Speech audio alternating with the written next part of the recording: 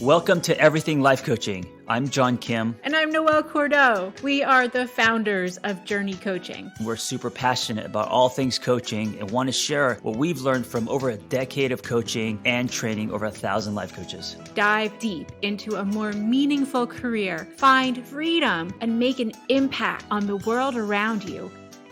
On today's episode, Noelle and I are going to talk about one of my favorite ways to help people. And I'm not sure if it's Noelle's or not. Let's find out. Noelle, good morning. Good morning. No, I was so excited about this topic because you have had so much experience with running groups.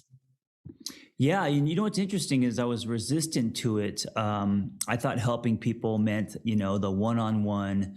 But the universe threw me into a nonprofit where I learned about groups, and it was with teenagers and then ultimately addicts. But group coaching has been a part of my practice since day one, and I've learned to really love it. It's become my favorite way of helping people.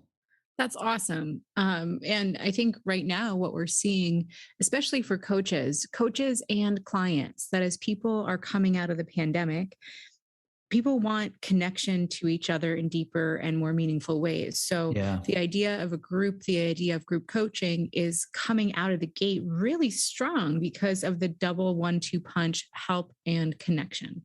Yeah. And also just technology, about 15 years ago when I started this, I remember Google Hangouts first came out and I was so excited. And I thought, what a great tool to connect people via groups. But at the time when that first came out, a lot of people were still on dial-up, and it would keep freezing, and people looked robotic, and people were blurry. The webcams were horrible. So the technology wasn't quite there. But today, with the phone and with Zoom, I mean, it's the technology is just prime for group coaching and community. It is. Yeah, it is. And I think it gives people that deeper sense of connection. So when you're in a group, what do you love about it? I love that.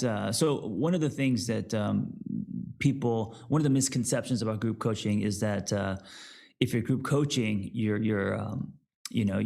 there kind of behind the podium and you're telling people kind of what to do, and you're like leading this group, and it can be intimidating.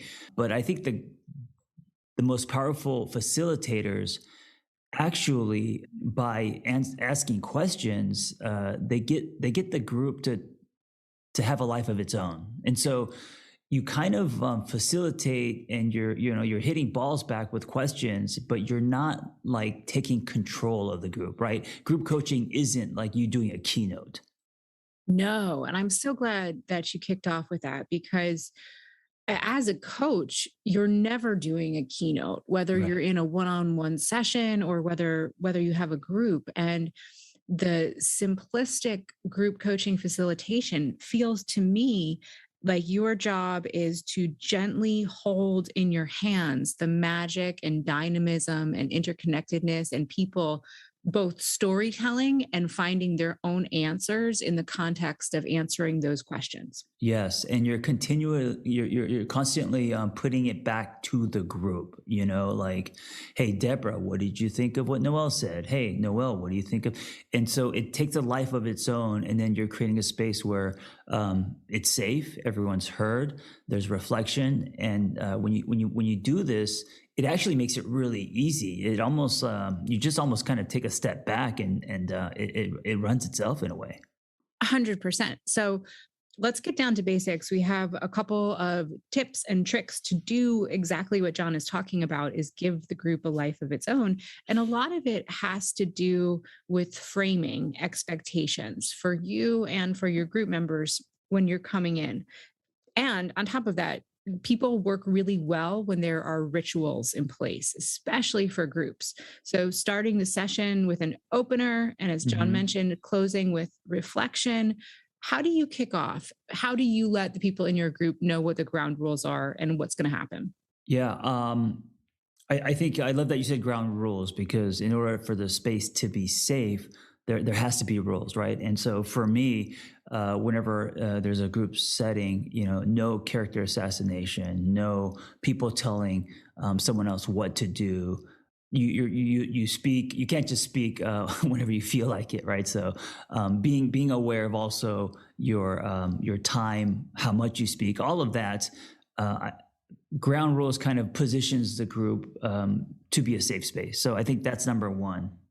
Yeah. And I hear a lot of coaches talking about that in terms of, group or community agreements and actually giving the participants space to set up in advance how they want to be treated. And one of the things that we do at JRNI is, we roll with ouch, oops. So that sometimes somebody might say something, oh, that hurt me, ouch. And then we allow for it, clear the space, and then, let that person do an oops, I really didn't mean to hurt you, take it back so that there can be disagreement and a little bit of pain, but it's in a really managed format. Right. And then I think the second piece is the word format. The group should have structure. It can't just be you just sit down and it's like, well, what do you guys want to process? I mean, it can, but it's just so wide. It then becomes more of like a therapy processing group. So I think as far as group coaching, I love the hybrid. I love the part criteria, having an angle, a topic, there's some kind of content structure. So the group is poured into that. And then there's also some processing. So it's somewhere in the middle. And I think those tend to be the most powerful coaching groups.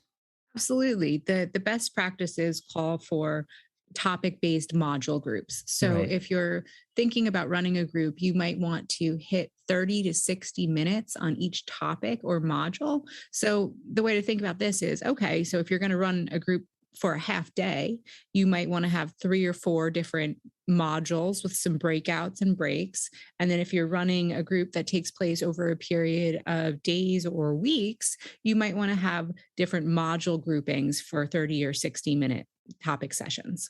Yeah. What's great about groups is they can be episodic, so every week, if it's once a week, changing topics. I love structuring a group like writing a book. If you look at the table of contents in your book and all the chapters, it's usually under one macro topic, the theme of the book, but then underneath that, there's all these subcategories. And so when I run groups, I make sure the group is under a certain title. So for example, single on purpose is a broad a topic. And then under that, a lot of subcategories like, how to be single and how to deal with loneliness and all that. And so I follow the format of structuring a book. That's awesome. And then, your job as the coach is to drop those really meaty questions for consideration and let the group kind of work out their own answers. Right. And under that umbrella, there's a lot of different conversational tools that you can use as a coach. So just to pull up a couple and I'll get your take on them. Just having a general large group discussion. And then you might break people into groups for a paired conversation if it's a kind of a private topic. And then especially using tools like Zoom, you could hit breakout rooms and 3 or 4 others can get together in small groups to share their insights, or even using tools like polls for people, for you to get a pulse on the room with everybody's ideas. Yeah, I mean, with technology, there's so many things you can do, and use tech as a tool. You could also use the chat box. You could also use, breakout rooms is a big one. And then there's apps where you could create groups and conversations and it's just audio. So people are just like on speakerphone, Oh, that's so cool. Awesome. So, it sounds like learning about the technology that's best for you to support the way that you want to practice would be a big part of discovery for someone going into running groups. Right. And then also, if you are a coach who's interested in playing around with groups, the way that you charge for them is different too. So coaching can be expensive, but if you are willing to participate in a group, the entrance, the ante can be a lot more affordable, which makes it more affordable for the client. Absolutely. And it's a great way to begin to scale a practice. Oftentimes, group clients will spin off into individual clients to go a little bit deeper.